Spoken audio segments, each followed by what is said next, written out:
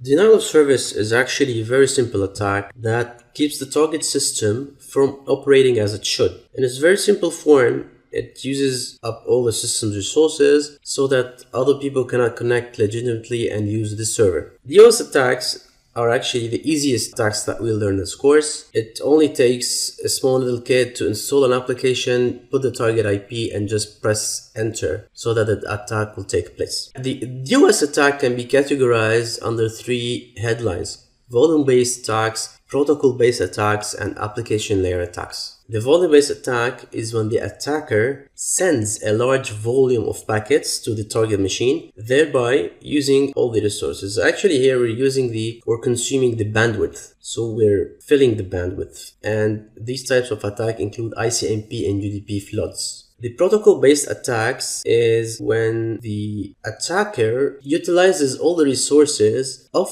the target machine, and such attacks include Smurf attacks, Fraggle attacks, SYN floods, and ping of death. Here we are not utilizing the bandwidth, but rather utilizing the resources of the server. The third type of attack is the application layer attack, where legitimate application layer requests are being sent to web servers such as Microsoft IIS or Apache server with the intent to crash it. Now I'll show you how to perform a DDoS attack from Kali. Of course, not DDoS attack, because it's actually the same type of attack, but DDoS involves more than one attack source. To do this DDoS attack, you open a terminal and then you write, we will use the ettercap application again.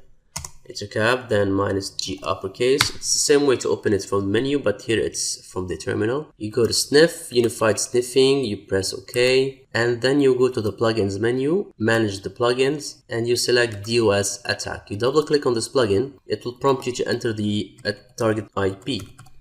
So we'll use our Windows machine here, local Windows machine, and then you enter the same IP again. And here you go, it's activating DDoS attack, starting the scan, and then starting the attack. So simply by using the ettercap application, you can launch a DDoS attack.